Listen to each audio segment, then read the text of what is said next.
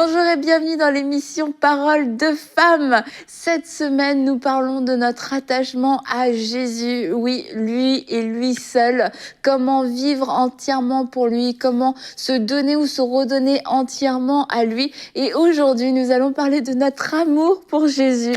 Une émission juste pour aimer Jésus, partager notre amour personnel, vous encourager à aimer Jésus de façon passionnée, d'une façon peut-être aussi rafraîchie. On parle beaucoup d'enseignement, on parle beaucoup de plein de choses par rapport à Jésus, mais on doit se rappeler qu'avant tout, c'est une histoire d'amour. Le reste, c'est important, c'est vrai, mais s'il n'y a pas l'amour, il n'y a rien, et nous ne voulons pas être des cymbales qui retentissent. Et donc, nous voulons nous rappeler de cet amour que nous avons pour lui et aussi qu'il a pour nous aujourd'hui, particulièrement dans toutes les émissions, c'est certain quand même, mais aujourd'hui particulièrement. Et toi, Nadine, pour commencer cette émission, comment tu nous avais écrit à Aurélie et moi, ou peut-être juste à moi d'ailleurs. Elle écrit juste à moi. Je veux pas ça. Y aurait-il un problème d'amour sur ce plateau? En effet. En tout cas, Nadine, tu m'as écrit pour me dire que tu lisais un livre et que tu étais hyper touchée. Tu dis, voilà, je vais aller prier, je pleure. J'ai dit, faut que t'en parles, faut en parler dans cette émission. Alors, je te laisse nous présenter ton livre, Nadine. Oui, alors ce livre, je l'ai lu, La croix en 4 mots. En fait, c'est même pas mon livre, c'est Omer. En fait, j'ai acheté ce livre-là et je l'ai trouvé sur la bibliothèque. J'ai feuilleté un petit peu, je l'ai emprunté et je l'ai lu. Je pense que je l'ai lu en 3 jours. Ça m'a tellement touchée. Tu parles de l'amour qu'on a pour Jésus, l'amour que Dieu a pour nous, ce livre. C'est ça, en fait. C'est Dieu qui nous parle à travers ce livre. En fait, ce livre vient juste présenter la croix. C'est la plus grande preuve d'amour de Dieu envers nous, c'est la croix de Christ, c'est la mort et la résurrection de Jésus. Et il va parler de la croix, la liberté que la croix nous donne, en expliquant un peu l'Ancien Testament. Mais c'est pas un livre théologique qui va t'amener dans des explications non plus finir. C'est vraiment, c'est simple, c'est direct, c'est pratique. Tout le monde peut se saisir de ce message ici, de la liberté que la croix nous donne, de la même manière que, en fait, le peuple d'Israël, c'était comme une préfigure, un peu leur histoire avec Dieu, de nous, notre histoire avec Jésus. C'est que le peuple d'Israël, en fait, Moïse est venu dire à Pharaon, libère mon peuple pour qu'il m'adore. Et en fait, nous, on a été libérés du péché, on a été libérés de la mort éternelle pour avoir cette relation de proximité, d'intimité avec Dieu. Il va parler du pardon, comment Jésus nous a pardonné, de la justice que Jésus nous justifie par la croix et du sens que Jésus donne à notre vie. Donc, les 4 mots, c'est liberté, pardon, justice et sens.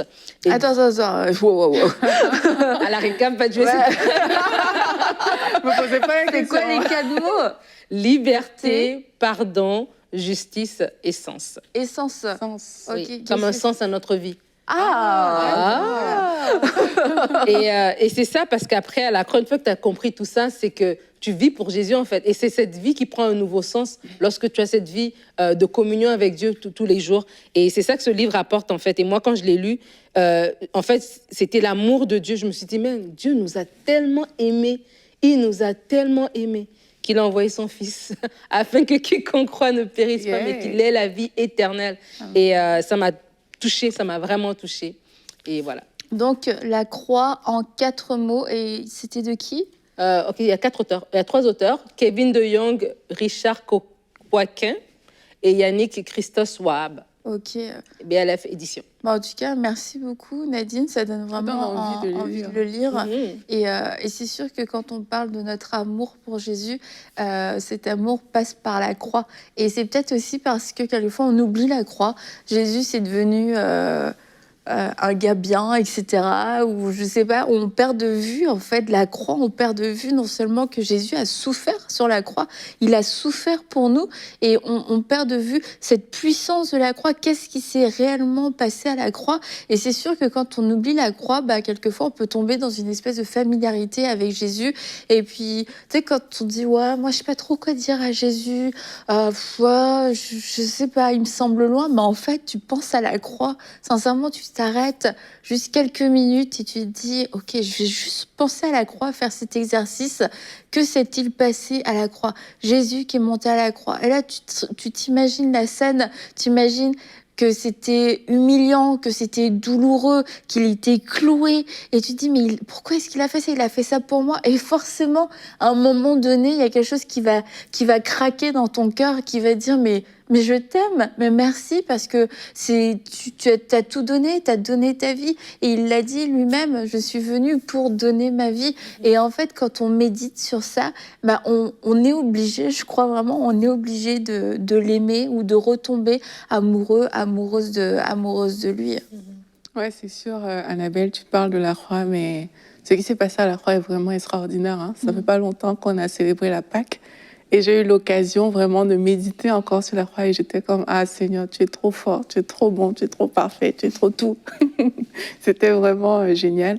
En fait, moi, une chose qui m'a marquée pendant la Pâque, là, c'était que l'amour de Dieu est tellement puissant, en fait. Il y a une puissance dans cet amour. Et quelquefois, on ne le réalise pas parce que on est trop habitués, comme Annabelle disait, mais il y a vraiment une puissance dans l'amour que Dieu a manifesté. Son amour est tellement fort que ça agit en toute puissance, mais pour nous et en notre faveur, vraiment. Et réaliser la croix, c'est le début de la vie chrétienne. C'est le début de la relation avec Dieu. C'est d'accepter que, en fait, tu es mort pour moi. Quand il y a la chanson, la Majesté, là, ta grâce m'a trouvé telle que je suis sans valeur.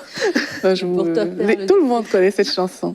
Mais pour toi, perle de prix, tu vois, parfois je méditais à ça, je me disais, mais c'est vrai parce que franchement, on était vraiment comme rien. Aujourd'hui, on peut être par Jésus-Christ en nous. Pas parce qu'on vaut quelque chose, mais c'est parce que quand tu vois comment il s'est donné pour toi, tu te dis, ah Seigneur, vraiment, quand je me regarde moi-même, je ne pèse pas lourd à mes propres yeux, mais toi, tu m'as tellement considéré, tu m'as tellement aimé, tu m'as regardé en fait avec des yeux que moi-même je ne pose pas sur moi, au point où tu as donné ta vie pour moi. Je dis souvent aux gens que moi, en tout cas, personne n'est jamais mort pour moi, à part Jésus-Christ. Vraiment, personne n'a jamais donné sa vie pour moi. Il n'y a jamais personne qui s'est présenté pour dire « Aurélie, je l'aime beaucoup, je vais mourir pour elle ». Personne n'a jamais fait ça pour moi.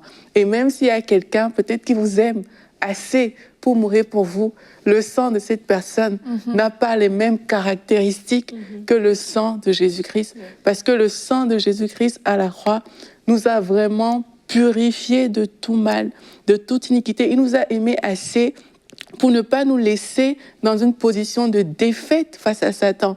Il nous a aimés tellement pour ne pas nous laisser dans une position de pauvreté, de maladie, de mort. C'est tout ça qu'il a pris sur lui alors qu'il était sur cette croix-là.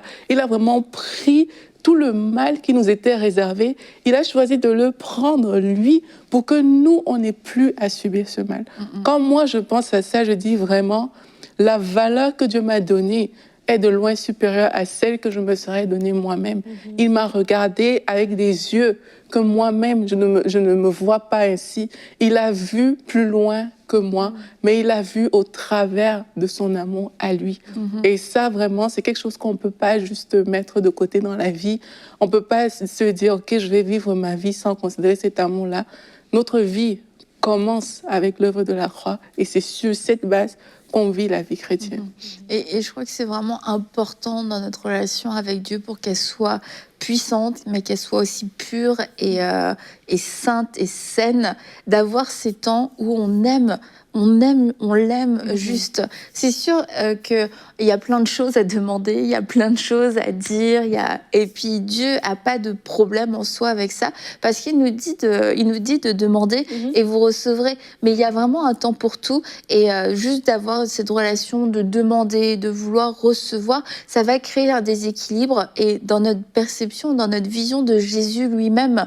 Et quand on s'arrête et qu'on se dit non, en fait aujourd'hui je veux juste te dire que je t'aime, je veux juste penser à toi, te célébrer ta personne, célébrer ce que tu as fait pour moi et se laisser aimer, parce qu'au moment où on va passer dans ces moments-là, on se dit c'est moi qui vais aimer, qui vais adorer Jésus.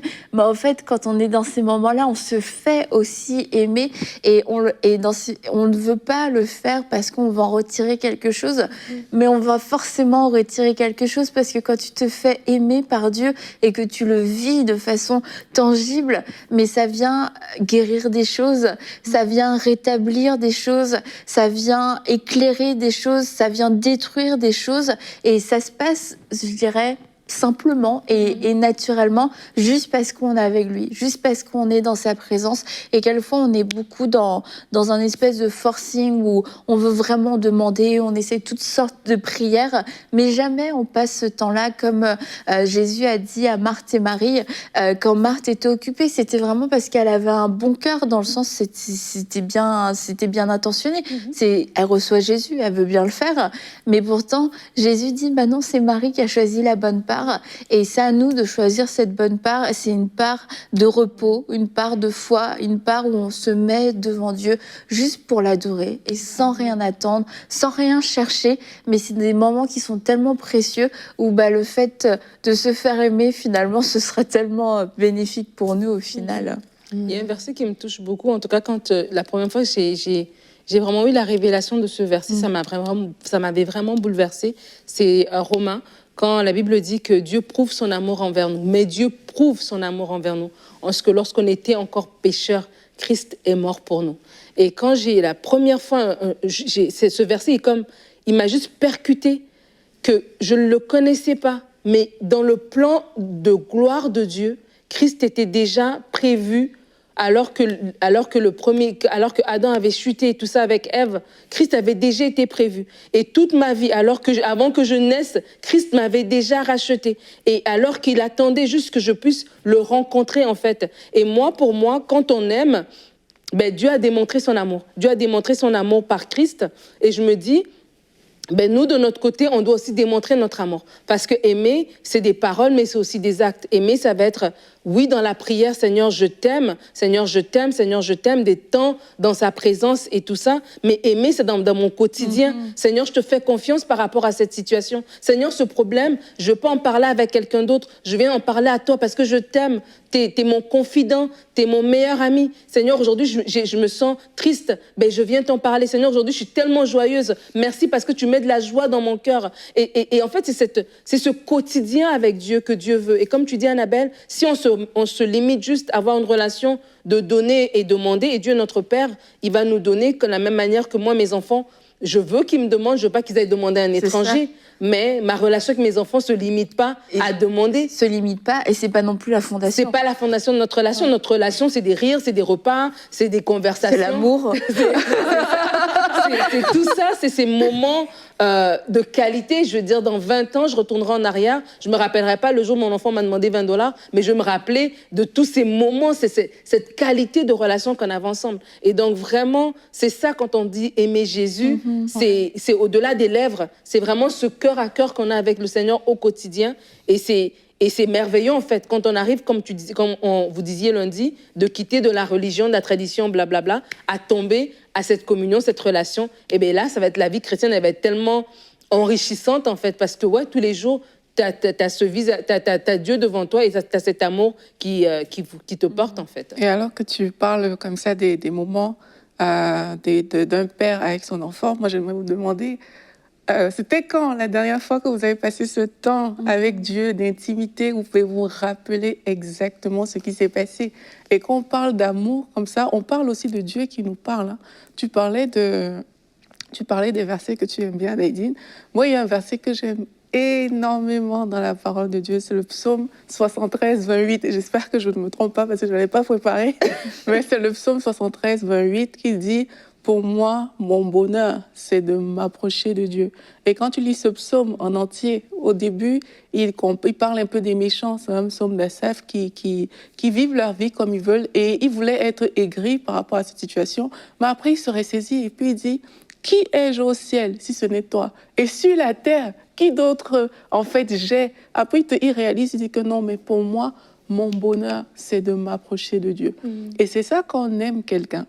C'est ça qu'on aime Jésus, c'est de pouvoir dire « Mon bonheur, c'est de m'approcher de Dieu. C'est en toi, Seigneur Jésus, que je trouve ma joie. C'est en toi que je trouve des choses qui me font plaisir. Tu es le délice de ma vie, en fait. C'est de pouvoir dire ça à Dieu, pas parce qu'on a appris ça quelque part, mais parce que c'est vraiment le son qui sort de notre cœur. c'est vraiment quelque chose qui bat à l'intérieur de nous. Et on peut demander ça à Dieu. On peut dire à Dieu, Seigneur, apprends-moi à t'aimer pour ce que tu es vraiment. Je veux t'aimer. Je ne veux pas t'aimer du bout des lèvres. Je veux pas t'aimer juste comme ça, mais mets dans mon cœur. D'ailleurs, la Bible dit que l'amour de Dieu est répandu dans nos cœurs par le Saint-Esprit, mais laisse que cet amour sorte, que cet amour soit tangible, qu'il soit visible, que je t'aime au point où ça me dépasse. Moi, c'est des prières que je fais à Dieu. Vraiment, que je t'aime au point où quand on me regarde, qu'on ne voit que ça. S'il y a une chose qu'on doit retenir de moi, que ce soit ça, c'est tout. Et ça, vraiment, je sais que quand tu vas dans la présence de Dieu, avec pour objectif Jésus lui-même, pas un objectif que Jésus va me donner, si, il va me donner ça, mais avec Jésus lui-même comme objectif, mais tu ressors de là en l'ayant connu, tu l'as rencontré. Il y a des choses que peut-être vous avez toujours entendues, on vous a enseigné toujours certaines choses, mais il y a des choses que quand tu t'approches de Jésus parce qu'il t'aime, parce que tu l'aimes, il te le dit directement, en face à face. Il y a des gens qui veulent savoir, mais comment je vais faire pour entendre Dieu? Aime Dieu, Dieu va te parler. Amen. Aime, il va te révéler des choses inédites. Aime, il va te dire des choses que personne ne t'a jamais dit. Et ça va faire la différence dans ta vie et dans ta relation. Quand tu vas parler de Jésus, tu ne seras pas comme si tu faisais une théorie, tu parlais d'un livre d'histoire ou je ne sais pas, mais tu vas parler de quelqu'un que tu connais, quelqu'un avec qui tu as une relation. Et c'est toujours différent quand on parle de quelqu'un qu'on connaît et de quelqu'un qu'on connaît soit de très loin. Et ça, en tout cas, c'est différent. Donc, vraiment, c'est... Et il y a... La semaine dernière, je pense, on a parlé des relations toxiques. Et en fait, ça se peut qu'on ait une relation toxique avec Dieu. Dieu n'est jamais la personne toxique, on est d'accord. Mais parce que on parle d'aimer Jésus aujourd'hui. Mais si on ne sait pas bien aimer, en fait, si on ne sait pas comment aimer dans le naturel, on voit qu'on c'est difficile dans nos relations. On peut vraiment ce serait la même chose dans notre relation avec Dieu. Et c'est pour ça, c'est vraiment une très bonne prière, ce que tu disais, Aurélie. Apprends-moi à t'aimer comme toi, tu veux que je t'aime. Apprends-moi à t'aimer de cette façon désintéressée. Parce que en fait, c'est un peu, c'est sûr, c'est un peu idyllique de se dire, je sais pas aimer je sais pas aimer les gens autour de moi. J'ai des mauvaises relations avec les gens, mais avec Dieu, c'est bon parce que Dieu me comprend. Oui, Dieu comprend, mais nous, on va reproduire les mauvaises façons de faire dans notre relation avec Dieu. On peut vivre les mêmes frustrations qu'on va vivre avec d'autres personnes, les mêmes déceptions, la même approche qui peut être quelquefois même dans la manipulation. On sait qu'on peut pas tromper Dieu, c'est certain, mais du coup, c'est nous que ça blesse. Et c'est vraiment, je vais vous inviter à faire cette prière. Mais Seigneur, enseigne-moi à t'aimer, enseigne-moi à t'aimer d'une façon pure, d'une façon qui t'honore, d'une façon qui est digne de toi. Et enseigne-moi, et je crois que non seulement ça va vous amener dans une nouvelle dimension dans votre relation avec lui, mais ça va aussi permettre de guérir vos relations humaines avec les autres personnes autour de vous, parce que Dieu va nous montrer, va nous enseigner dans cet amour, dans cette relation d'amour, la sécurité, va nous enseigner la bienveillance, va nous enseigner l'écoute, la patience, va venir corriger peut-être des jugements, des suspicions qu'on peut avoir. Mais ça, je veux dire, il n'y a aucun meilleur endroit pour apprendre qu'avec Dieu lui-même dans sa présence. Parce que tu sais qu'il est bon, tu sais qu'il est parfait, tu sais qu'il veut ton bonheur, tu sais que tout ce qu'il te dit, c'est des paroles de vie. Alors du coup, quand tu le reçois directement de lui, du grand maître, ça va être beaucoup plus facile et de pouvoir le mettre en pratique après d'un point de vue plus humain. Oui. Et puis on peut parler aussi de l'adoration pour continuer. Je crois que l'adoration, c'est un point important, qu'on apprenne à être ces adorateurs, pas les adorateurs du dimanche matin quand il y a de la musique, quand il y a des chantres, qu'il y a tout ce qu'il faut, il y a Hosanna, mais qu'on puisse être ces gens qui apprenions ou qui sachions adorer Jésus, même sans instrument, même avec des voix... Des voix, comment on pourrait dire moins angéliques. Mais l'adoration, il y a Pasteur Atoms avait fait une studio sur emcitv.com. Les gens peuvent s'y rendre et trouver le une studio de Pasteur Atoms sur la louange et l'adoration. Et l'adoration, c'est notre cœur, hein, c'est pas nos voix. C'est vraiment notre cœur qui connecte à Dieu. Et juste avant que... Je veux juste revenir sur un point que Aurélie disait, ça m'a rappelé ce verset lorsque Jésus va dire une parole et puis les gens vont se décourager et puis les gens vont se retirer de lui. Et il va dire aux 12 qui sont là, ben, vous aussi, vous ne partez pas. Jean 6, 66. 6. Et Pierre va dire, à qui irions-nous? Tu as les paroles de la vie éternelle. Et quand je relisais ce passage, j'y pensais en fait, je me dis, tu as les disciples qui étaient là, malgré qu'il y en avait même un qui n'est pas resté jusqu'à la fin, ils avaient cet amour, tu sais, c'est comme, ils avaient cette rencontre tellement, cette révélation tellement grande de Jésus qu'ils étaient prêts à le suivre Pierre a dit, je vais te suivre jusqu'à la croix, tu vois. Et en fait, c'est de dire que, ben, eux, ils ont rencontré Jésus d'une façon tellement spécial. Tu sais, je me dis, ben, Nathanaël, on l'a juste dit, ben, je t'ai vu sous le figuier. Ah, ben, tu es le roi d'Israël. Ben, attends, j'ai juste dit ça. Mais tu vois, c'est que c'est des gens qui avaient eu une rencontre tellement spéciale qu'ils étaient prêts à s'attacher à Jésus. Et aimer Jésus, c'est justement aussi ça, c'est s'attacher à lui. C'est sacrifier peut-être de son argent, de son temps, de ses biens pour le suivre. Et c'est tout ça, c'est notre vie de tous les jours qui va être complètement transformée par cet amour. Et c'est vraiment important de se dire que ça reste pas quelque chose d'intellectuel. Ouais. C'est une révélation que chacun de nous doit avoir dans notre vie personnelle. C'est comme Aurélie le dit par rapport à sa valeur, qu'elle sait que ben, Dieu m'aime. Et parce que Dieu m'aime, voilà, je suis une femme de valeur, etc. Et c'est quelque chose que nous tous, nous devons avoir absolument. Et ce temps où est-ce qu'on est en train de parler d'aimer Jésus, c'est vraiment juste pour vous encourager à vous aussi à aimer le Seigneur et à vous approcher de lui. Et il s'approchera de vous. Dieu vous a déjà aimé. Il a déjà tout fait, en fait. Il a déjà mis la table et c'est à vous de vous asseoir tout simplement. C'est pas par vos œuvres, c'est pas en essayant d'être parfaite, d'attendre le jour J, j'attends d'abord dans un mois, dans un an. Non, non, non. Aujourd'hui même, c'est le jour où est-ce que vous pouvez rencontrer le Seigneur. Vous pouvez dire, oui Seigneur, je réalise que tu m'as tellement aimé et moi en retour, je veux t'aimer. Apprends-moi à t'aimer, comme Annabelle l'a dit. Enseigne-moi à t'aimer. Et vraiment, vous allez voir que votre vie chrétienne, elle va vraiment prendre un nouvel envol. Et comme elle a dit, même vous-même, dans votre vie de tous les jours, des fois, on entend, des femmes vont nous écrire, elles sont accablées par des problèmes, par des décisions à prendre, etc., des manques dans leur vie affective et tout ça. Et Dieu veut vous combler aussi dans ces choses-là. Donc, vraiment, choisir d'aimer Jésus de façon active. Pas juste intellectuelle, pas juste du dimanche matin, mais comme tu le dis, dans l'adoration et tout ça. Amen. Tu parles d'adoration, Annabelle.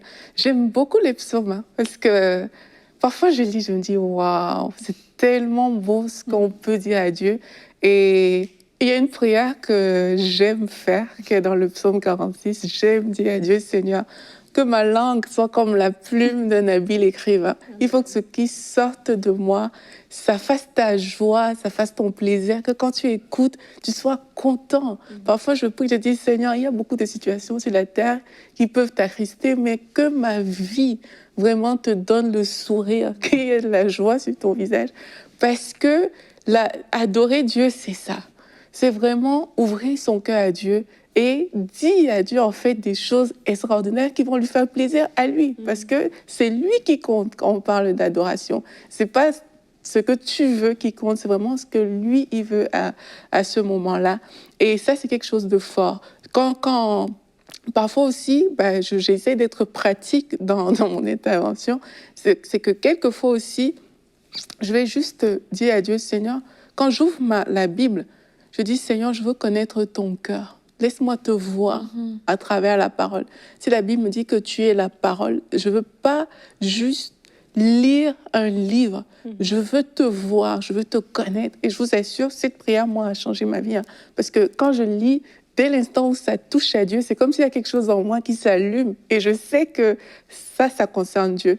Et maintenant, quand tu veux adorer, vu que tu as des attributs de Dieu, tu vois des choses qui concernent Dieu. Hier, je lisais le psaume 107, et c'est un psaume qui dit, en gros, c'est comme, il y avait des angoissés qui ont fait ci, ça, et quand ils ont crié à Dieu, toi, tu es venu à leur secours. Il y avait des personnes même qui, par leur propre folie, se sont égarées, mais ils ont crié à Dieu. Dieu est venu à leur secours. Donc, chaque fois, le psaume est construit comme ça. Et là, je suis comme, Seigneur, tu es tellement bon. Même lorsque c'est nous qui commettons des erreurs, tu es là, en fait. Lorsque c'est les circonstances qui arrivent dans nos vies pour nous amener, je ne sais où, tu es encore présent. Donc, c'est cette façon de voir Dieu comme il est en fait, pour ce qu'il est, et de le contempler, d'admirer sa personne, de regarder à Jésus et lui dire, mais vraiment, tu es beau, je peux le sentir, je peux le percevoir, j'aime ton cœur, j'aime la façon dont tu fais les choses. C'est vraiment ça en fait que de dire, ok, aujourd'hui je veux contempler Dieu. Je ne suis pas venue te demander quelque chose. Ça, c'est une prière qu'on peut faire. Seigneur, je ne suis pas venue te demander quelque chose. Je suis juste venue passer du temps avec toi. Je suis venue te contempler. Je suis venue t'adorer. Et pour avoir une image peut-être un peu rafraîchie de Jésus, je voulais vous parler de la série Chosen. Alors certains, vous la connaissez déjà, mais moi, je l'ai regardée. Nadine est en train de la regarder. Aurélie... Plus tard. Va la regarder. Donc, vous voyez, vous avez tout un panel ici. Et franchement, c'est très, très bien fait. Et ce que j'aime beaucoup dans cette série Chosen, c'est la manière dont ils ont présenté Jésus. Et on le voit dans toute sa divinité, mais aussi dans toute son humanité. Et quand tu regardes cette série, en tout cas, moi, je trouve, ça te donne envie d'aimer Jésus. Ça te donne envie de l'aimer, de le connaître plus, de relire les évangiles et de revoir en fait tout l'amour qu'il avait, tout l'amour qu'il portait, parce que quelquefois même quand tu lis les évangiles, t'as vraiment comme un arrière, une espèce, je sais pas, tu le vois comme quelqu'un qui était dur, que tout ce qu'il dit c'était hyper méchant, mais même quand il dit suis-moi, suis-moi, t'as l'impression qu'il est fâché, mais le fait de le voir dans Chosen, ça peut vraiment venir aider à le voir d'un œil nouveau et de voir un Jésus qui aime, un Jésus qui est bon, un Jésus qui est doux, un Jésus qui est absolument merveilleux. Et c'est juste une série, c'est sûr, mais je crois que vraiment à travers cette série, le Saint-Esprit travaille et vient honorer, vient élever Jésus. Ça élève pas un acteur ou quoi que ce soit, parce qu'on sait même pas qui c'est dans la vraie vie, puis je vous conseille pas d'aller voir parce que ça va casser le truc. mais vraiment, tu sais, ça te donne soif de lui, ça te donne... Tu l'aimes plus après, enfin, en tout cas, moi je trouve, après avoir regardé Chosen, tu l'aimes plus et tu vois comment il aimait les gens. Et moi, il y a un passage que j'aime trop, je l'avais partagé sur mon Insta, c'est quand il regarde Matthieu.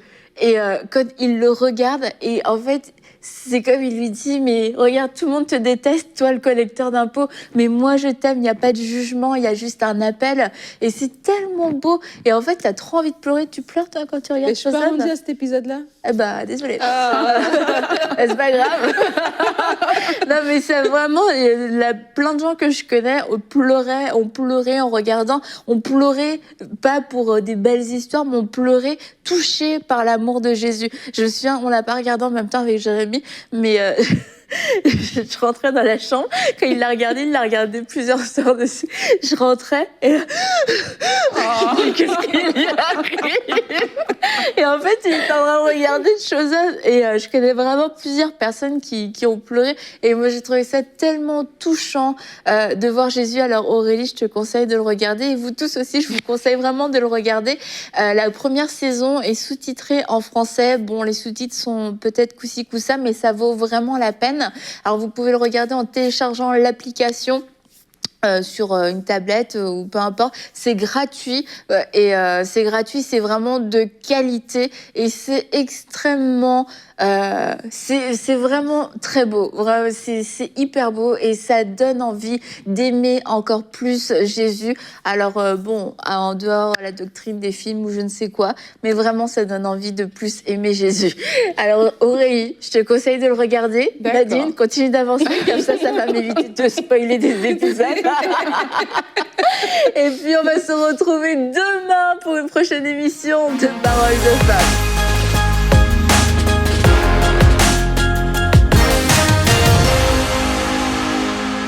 Bienvenue dans les nouveaux studios de MCI, là où nous allons pouvoir continuer de tourner nos émissions et aussi de nouvelles émissions. Et si vous voulez rejoindre les 3500 héros qui nous permettent de finir la construction de ce centre et de l'équiper, vous pouvez le faire dès aujourd'hui. Et merci à tous ceux qui ont déjà pris cet engagement de rejoindre les 3500 héros. Dès maintenant, donnons pour achever la construction et équiper le centre EMCI. Pour faire votre don, rendez-vous sur emcitv.com/3500. Vous pouvez donner en une seule fois ou en plusieurs mensualités.